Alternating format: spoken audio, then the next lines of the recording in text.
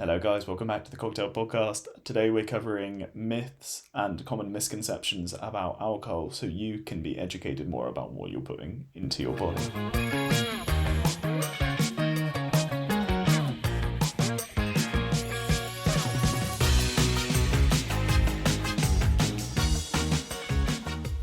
Okay, so I think this is probably or if not one of the most discussed topics regarding alcohol, and it's something that I feel like there's not enough information about.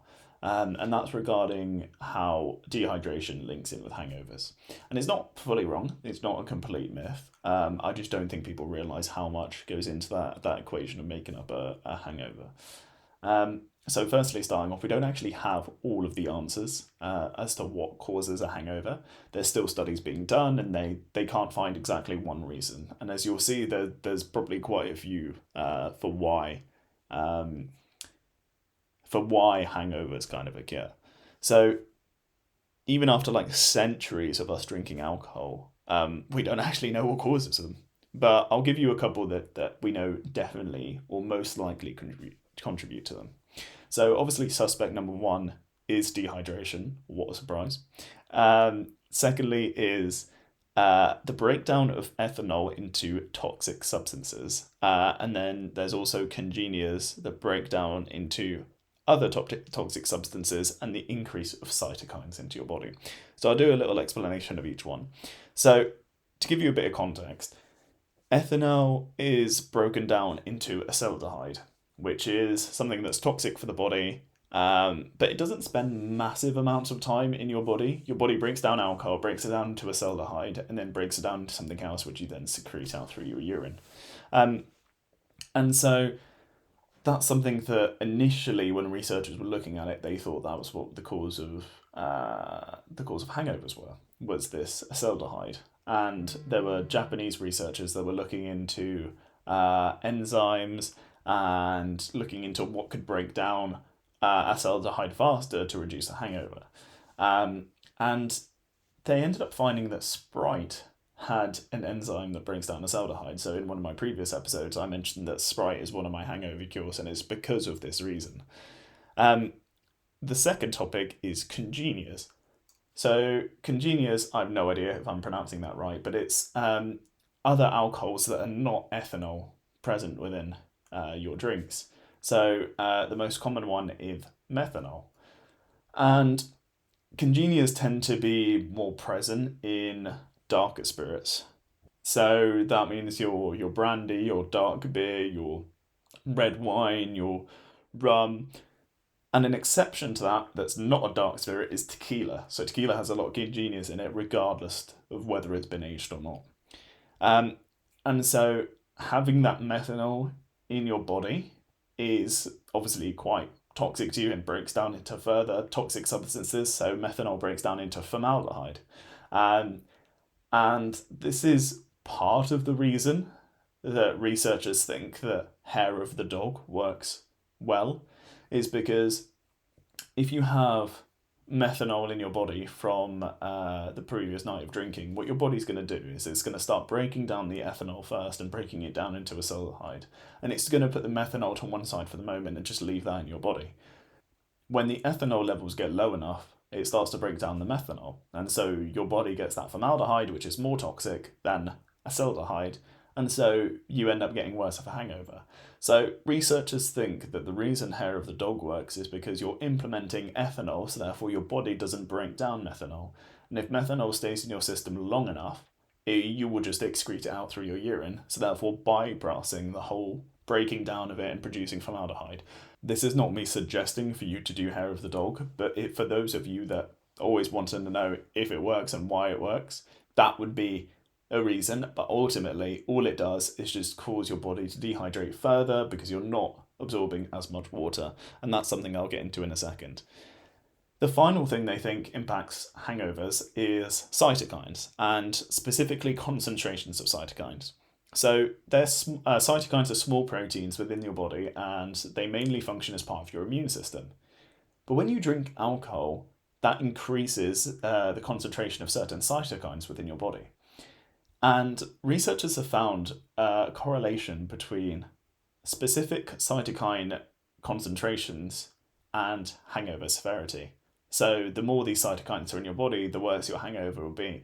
Now that is correlation, so it doesn't mean it's necessarily cause and effect, but it's something that they're currently pursuing at the moment, and another potential reason as to why we might have really bad hangovers, or no hangovers at all in some cases. I know you probably had the same as me, where you've gone out drinking, I've woken up with no hangover, even though I probably should have.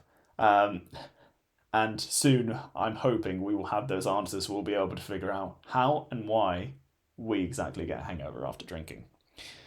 So, leaning into my next point, another myth that I often see is breaking the seal.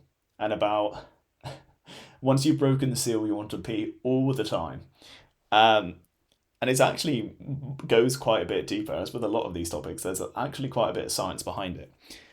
So when alcohol is ingested, it inhibits a hormone called vasopressin. It's also known as the antidiuretic hormone, ADH. So this hormone is responsible for water retention in your body. For example, if you have very little water coming in, it will produce a lot of it in order to get as much water from your kidneys as possible, resulting in very concentrated urine. So it will retain as much water as it can, so therefore your urine will get very, very concentrated, so therefore you're able to tell I'm dehydrated by looking at your wee. Now, if alcohol inhibits this hormone, this means very little water is being reabsorbed back into your system from your kidneys, so the majority of the water, for example, in that pint of beer that you drank, is going to pass straight to your bladder without going through to your system. So I don't know whether you've noticed, but when you go for a wee after you've had a couple of drinks, the wee is normally clear, or clearer than when you started drinking. And I always thought this was weird. I was like, oh, I'm really hydrated. Oh, this is perfect. No, it doesn't mean that at all. In fact, it actually means the opposite. Because instead of the water going through your system, being absorbed, and being used in your body, that water's going straight past your system and going straight into your bladder, with only a fraction of it being absorbed. So therefore, you're weeing most of that useful water out. So therefore, the more you drink, the more water you wee out, and the less water you absorb into your body. So therefore, your body is just getting slowly more and more dehydrated throughout the evening because you're not able to absorb it. So breaking the seal isn't a thing. It's not the case of, oh, I'm going to wait, and then when I wait, and once I go for that first wee, I'm going to start peeing all the time. No, that's just because the alcohol's starting to hit your system, so therefore every drink you have after that is just going to cause more and more water to go to your bladder, so therefore you're going to need to wee more and more. So breaking the seal isn't a thing. It doesn't help you pee less often. It is just the case of your body is now starting to feel the effects of that hormone being inhibited, so therefore you're weeing more water out. So the next one, I'm sure at least all of you have experienced at least once, or at least heard once before in your life, is mixing drinks. Mixing drinks causes you to get more drunk, and mixing drinks causes you to feel more hungover. And you should drink this alcohol before you drink that one, drink wine before beer, drink beer before wine, all of those kind of things. And there was a paper that I read a little while ago talking about mixing drinks. And it was saying that when you go out on a night drinking and you mix your drinks, it's not the case that you're mixing drinks, it's just you're drinking more alcohol, but you don't think you have. Okay, so let's say you're drinking pints of beer all evening, and you decide that 8 pints of beer for your evening is what you need. So you drink 16, 20 units. And then the next time you go out the next week, you're a bit sick of drinking beer because you had 8 pints of it the last week. So you drink 3 pints of beer, you drink 3 double rum and cokes, and you have 2 Jaeger bombs and a shot. You'll work out and you'll go, God, I felt just as rough or rougher than I did when I drank those 8 pints. But if you work out the alcohol content in all the drinks that you've had, it will be more than if you just stuck to one drink. If you keep drinking pints of beer, you'll go, oh no, I've had 8 pints, that's enough for me. If you change up your drink, you'll go, oh no, I haven't had that much. And then you end up drinking more than you would if you just stuck to one. So this is why people think mixing alcohol causes you to feel more drunk or causes you to be more hungover, and it's literally because of the fact that you are drinking more alcohol. Ethanol is ethanol, and it won't have an issue with mixing it all together because it is just alcohol at the end of the day, and it doesn't make a difference in what order you drink it. So this leads me very nicely onto my next point, which is people saying they can't drink a certain alcohol because it affects their mood or it gives them different types of drunks. For example, people saying tequila is a stimulant, people get angry off tequila, um, people get wine drunk. It is all ethanol at the end of the day. So people say, "Oh yeah, wine hits me differently," or "I can't drink tequila because it always makes me vomit." I mean, yeah, it might be the flavor, which is fair enough. Like, if you don't like the flavor of it, it always makes you vomit. That's fair enough. If you're talking about just the pure alcohol, and I can't drink tequila full stop because I get too crazy and whatever, it doesn't make a difference. It is just alcohol at the end of the day. Yes, you will have some of those congenias, but that won't make enough of a difference within a drink in order to affect your actual behavior. So that either stems from what you've been drinking before, your attitude shift when you drink that. For example, if somebody tells you once that don't drink tequila, it makes you angry, and you drink a shot of tequila, you will think you will get angry because you've had that shot of tequila. So therefore, you will act angry. And then people go, no, I can't drink tequila. It makes me furious and I can't drink it. I always get in a fight with someone. So there's a lot of like nuances as well, especially with psychology and how this type of stuff work. The thing, because I've had this conversation with a lot of people and they go, yeah, but wine's always different. Wine always hits me differently and I don't understand why. And I don't think it's any different and I drink it and I don't feel drunk, but I act drunk. When people say they get wine drunk, they always go, oh yeah, well, I was really wine drunk. I had a bottle of wine and I didn't feel drunk, so I drank more. And then, oh yeah, I was really, really sick. Or it doesn't make me feel drunk, but my body acts drunk. Getting drunk off the same alcohol will not affect you differently. The reason I have to explain why certain people feel differently when they drink wine is just due to the percentage of it. Due to it being 12, 13%, it's 3 times stronger of a beer. If you end up having a half pint of it, which is basically a large glass of wine, you're having 1.5 pints of beer per large glass of wine on average. So if you think about it, if you have a whole bottle, let's say a bottle with 14% versus 4% beer, that's about 4.5 pints or about 4 doubles. And to work it out as well, there's a quite big psychological factor. So there was a study where they gave a group non-alcoholic, I think it was non-alcoholic beers or some non-alcoholic alcohol, and told them it was alcoholic, and they were acting drunk. I don't know whether some of them vomited. There was definitely they were acting quite drunk, slurring. So there is quite a big psychological effect that comes into to when you're drinking alcohol. So if you have one of these things where I can't drink tequila, I get wine drunk, or I find that mixing drinks gets me really hungover, have a look at the converted units into like your normal drinks. So say for example, you go on a night out, you make a note of what drinks you have, and then you go to the next day and you go, right, how many units did I have? Calculate it all, which is just percentage, the alcohol percentage times by the volume in litres. You get the units out. And then you go, right, okay, if I was to convert that into wine, beer, cider, spirits, whatever I kind of drink normally, you will probably be astounded at how much you actually drank the night before.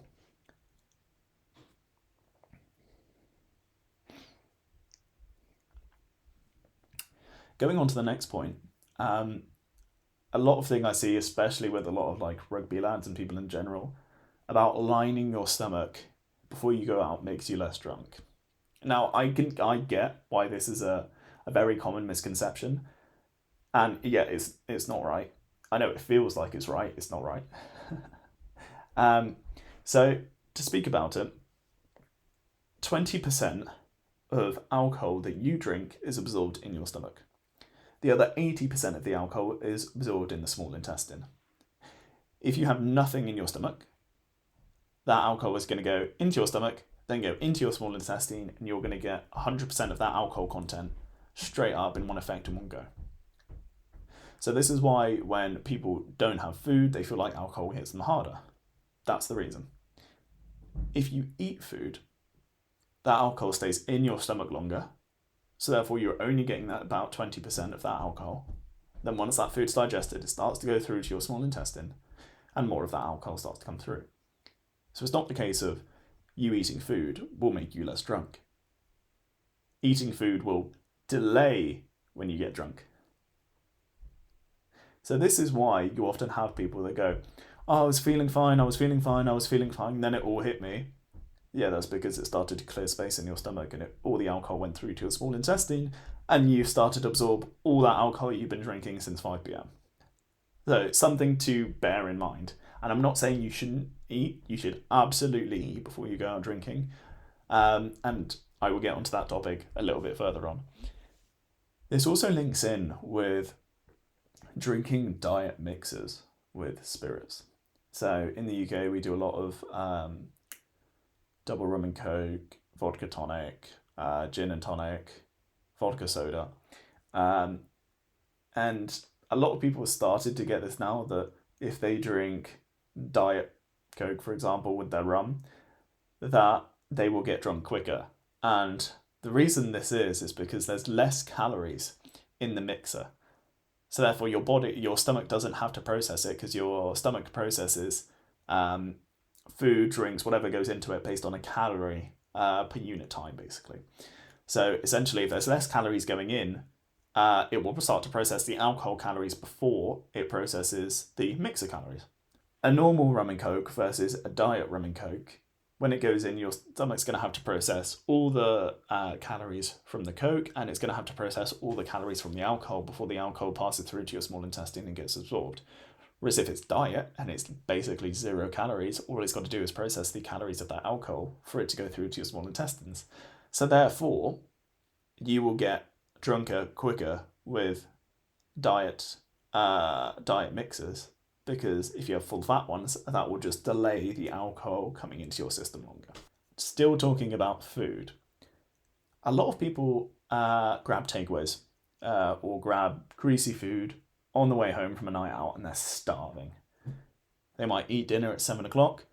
By the time they get out of the club at 1 o'clock in the morning, they're absolutely ravished and they go and grab a kebab, a burger, whatever, and eat that. And a lot of people say that eating before they go to sleep helps with that hangover. So something that I wanted to talk about is why people order food at the end of the night. Because in theory, right, if it's 7 o'clock and you're hungry at 1 o'clock in the morning, that's only really 6 hours. Which, I mean, yes, it is time, but then if you were in bed at home 7 o'clock in the evening and you stayed up till 1 o'clock in the morning, you might be a bit peckish, but you're not going to feel as ravished as you would if you were on a night out after a night of drinking. So why is that? It's because alcohol causes you to have low blood sugar content. So therefore your body essentially goes into like a hypo, like if you had diabetes essentially.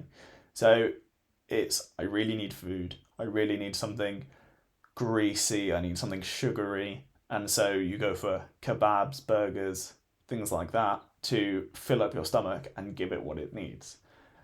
This is also why you should line your stomach before you go out drinking, because if you have no food in your stomach and you go out drinking, not only is the alcohol going to hit you harder and faster, you're also going to have a really low blood sugar level. So therefore that's going to be more dangerous for you, you're going to feel more hungry, and often you'll wake up the next day after a hangover and you'll be shaking a little bit sometimes. And I had a mate that was really worried about that and gave me a call one day because he thought he had alcohol withdrawals. And no, he just hadn't eaten anything. He hadn't eaten anything when he came home. The last time he ate was 5 o'clock the evening before, and it was midday the next day.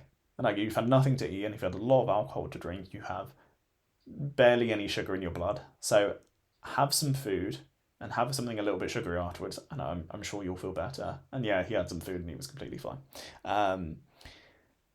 So yeah, something to not to watch out for really. It's just more interesting to know as to why, because there's always this process of that's why all the greasy kebab shops, that's why all the burger places are open late, because they know after a night out you will come searching for that food because it's just natural effect of drinking. And leading on to my final point about how alcohol makes you warm, you get an alcohol blanket. Um, and about, oh, I don't need to take a coat, or when I was at university up in the north, a lot of girls going out for a night out in dresses in the middle of winter when it was -degrees outside. And they were like, oh no, it's fine. I've had a bottle of wine coming out. It makes me warm. I've got an alcohol blanket. Completely untrue. So you may feel warm, and there is a reason for that, which I will get onto, but it's actually more dangerous than what you would expect. So alcohol causes vasodilation. So all your blood vessels open up more and more blood rushes through them. So this allows more blood to go to your extremities, your hands, your feet, the outside parts of your skin. When it gets cold, all your blood kind of goes to the center of your arms or your hands to try and conserve the essential parts of it, but the external parts will start to lose heat because they don't have as much blood running through. This is why your skin is often cold to touch when you're very cold, naturally, because all the blood's on the inside. But then if you're drunk, you'll tap your arm in the same climate and you'll go, oh, I'm warm. Yeah, that's because there's more blood close to the surface of your skin. You're not actually warmer. However, what this does is it cools down your core quicker because you have more of a surface area exposed to the cold temperature, so therefore you're putting more heat outwards.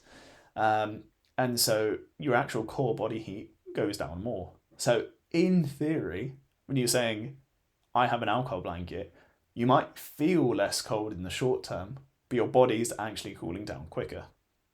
This can often lead to dangerous things. I heard a horror story of a guy who got really drunk, didn't have a coat on a night out, had to walk home, and it was extremely cold and wet, and the guy passed out from hypothermia. Luckily, somebody found him, and he was safe, and he was all okay.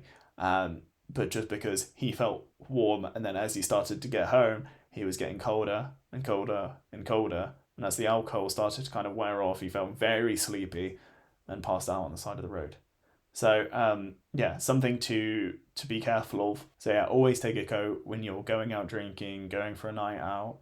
It's worth paying the extra £1-2 to put it in the nightclub just to have it safe and there for when you walk home.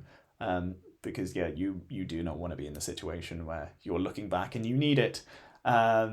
So yeah, those are most common myths about alcohol and misconceptions.